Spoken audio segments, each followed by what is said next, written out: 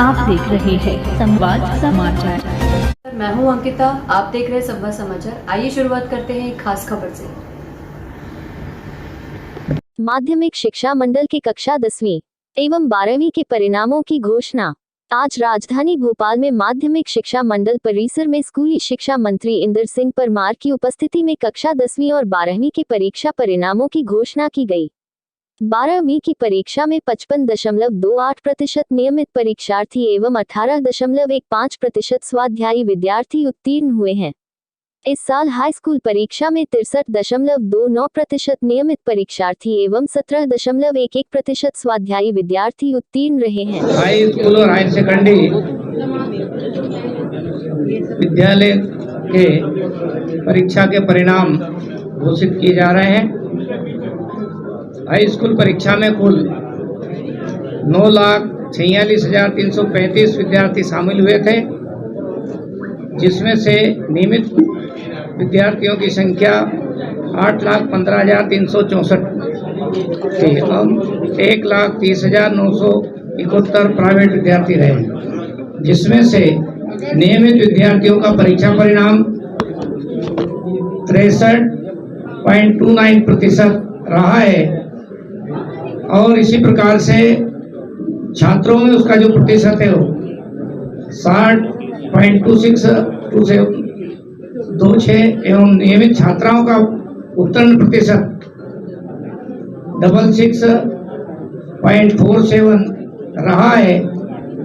एक प्रकार से छात्राओं ने इसमें बाजी मारी है। इसी प्रकार से हमारा जो 12th का परिणाम रहा है उसमें भी कुल 8,42,611 परीक्षार्थी शामिल हुए थे। नियमित परीक्षार्थी जिसमें से 7,27,044 थे और 1,15,567 ये स्वाध्यायी छात्र थे जो परीक्षा में बैठे थे। नियमित परीक्षार्थी जो थे उनका प्रतिशत 55.28 और स्वाध्यायी छात्रों का 18.15% रहा है। इसमें भी जो छात्रों का उत्तीर्ण प्रतिशत है वो 52% एवं छात्राओं का जो उत्तीर्ण प्रतिशत है वो 58.75 रहा है। यानी हायर सेकेंडरी में भी छात्राओं ने बाजी मारी है। आज का परिणाम 10वीं का जब परिणाम की हम चर्चा करेंगे तो निश्चित रूप से गए साल से अच्छा परिणाम रहा है, लेकिन जब 12th की जब हम चर्चा करेंगे तो 12th का परिणाम पिछले साल से कम रहा है। उसके पीछे माध्यमिक शिक्षा मंडल ने और स्कूल शिक्षा विभाग ने जो एनालिसिस किया है उसके मान से जो कोरोना काल था और जिसमें 2 साल की परीक्षाएं प्रभावित हुई थी, 1 साल कुछ अधूरी परीक्षाएं हुई और 1 साल पूर्ण रूप से हमने जनरल प्रमोशन दिया था। वही छात्र इस वर्ष 12th में आए हैं और इस कारण से 12th का जो परिणाम है जो हमारी समीक्षा में पाया गया है इसलिए थोड़ा अंतर आ रहा है, लेकिन 10वीं का परिणाम में प्रगति हुई है और मैं आज जो बच्चे सभी शामिल हुए हैं और उत्तीर्ण हुए, सफल हुए, उन सबको मैं बधाई देता हूं, शुभकामना देता हूं। लेकिन जो विद्यार्थी हमारे किसी कारण से अंकों की दौड़ में पीछे रह गए हैं, मैं उनको कहना चाहता हूं कि आपको हताश होने की, निराश होने की जरूरत नहीं है। हम एक अवसर और रुक जाना नहीं योजना के तहत दे रहे हैं। थोड़ा प्रयास करें, निश्चित रूप से आपको भी सफलता हाथ लगेगी और सब विद्यार्थियों के साथ आप भी बराबरी के साथ आ जाएंगे। एक परीक्षा 1 वर्ष के लिए होती है, वो जीवन की परीक्षा नहीं होती है, इसलिए किसी भी विद्यार्थी भाई बहन को निराश होने की जरूरत नहीं है। सफलता की सीढ़ियां चूमने के लिए हमको परिणाम से आगे संकल्प लेकर के बढ़ना होता है और इसलिए जो सफलता प्राप्ति की उनको बधाई, शुभकामनाएं। उज्जवल भविष्य की कामना करता हूं। लेकिन किसी कारण से, कम अंक के कारण से असफलता हाथ लग रही है, वो फिर से मेहनत करे, परिश्रम करे और रुक जाना नहीं योजना में शामिल होकर के अपने रिजल्ट को अच्छा बनाकर रख सकते हैं और उसके लिए थोड़े प्रयास की आवश्यकता है। लेकिन मैं कहूंगा कि किसी को निराश होने की जरूरत नहीं है।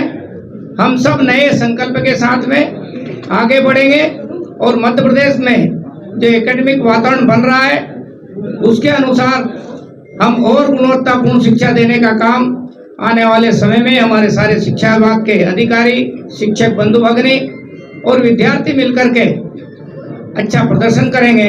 मेरी सभी को शुभकामनाएं, बधाई। टॉपर्स के नाम 10वीं का रिजल्ट तो पिछले साल सुधार हुआ है, इसलिए मैं उसको अच्छा कहूँगा।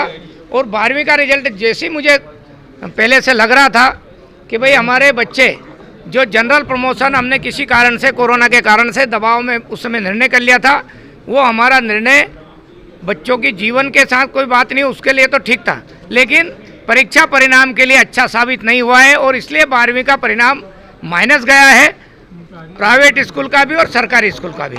इसलिए मैं समझता हूं कि कोरोना का वो फैक्टर इस साल के परीक्षा परिणाम को प्रभावित कर रहा है। विवादों में रहा, पिछले साल जो एग्जाम थे बड़े विवादों में रहे, पेपर भी आउट हुए। देखिए पेपर आउट नहीं हुए, पेपर आउट होते तो बच्चे को अवसर मिलता और ये परीक्षा परिणाम 75 से 80 जितना प्रोपोगंडा किया गया था वहाँ पर मिलता अवसर तो 80% पे जाता। इसलिए मेरा सभी भी कहा था कि पेपर आउट नहीं हुए, केवल भ्रम पैदा करने के लिए रात में व्हाट्सएप पर फर्जी रसीदें खरीदने की, बेचने की जारी की गई है। वो इस साल के प्रश्न पत्र नहीं थे, उनके कोड नंबर अलग थे। हम रात को 1-1, 2-2 बजे मिलान करते थे, वो कोड जिस दिन अगले दिन वाला जो कोड नंबर था वो आता ही नहीं था।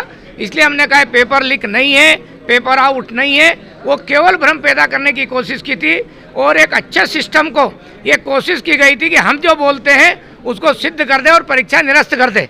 लेकिन हमको मालूम था, हमने उसका परीक्षण कराया था, इसलिए पेपर लीक नहीं हुए थे।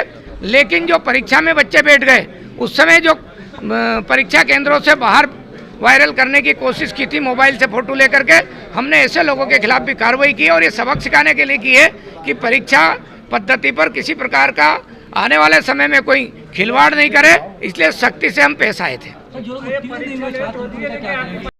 जो बच्चे किसी कारण से फेल हो गए, कम अंक आए, मेरा उनसे यही कहना है, आपको निराश और हताश होने की जरूरत नहीं है। रुक जाना नहीं योजना के अंतर्गत आप फिर से बैठ सकते हैं और जिन विषय में आप फेल हुए केवल उन्हीं विषय में आप बैठ करके आगे के क्लास में जा सकते हैं। इसलिए आपके परिणाम पर कोई असर नहीं पड़ेगा। ये परिणाम पूरे जीवन का आकलन नहीं करता है, ये केवल 1 वर्ष की जो थोड़ी बहुत हमारी तैयारी रहती है उसके लिए अंकों का खेल है। इसलिए इस अंकों के खेल से निराश होने की जरूरत नहीं है। जो बच्चे अभी लगता है उनको कि हम असफल हो गए, वो भी और अच्छे से आगे बढ़ सकते हैं, वो भी अपने ऊंचे पायदान पर पहुंच सकते हैं। मैं कहूंगा कि उनको निराश होने की YouTube पर जाकर चैनल को सब्सक्राइब करें, लाइक करें और खबर को अधिक से अधिक शेयर करें और बेल दबाएं।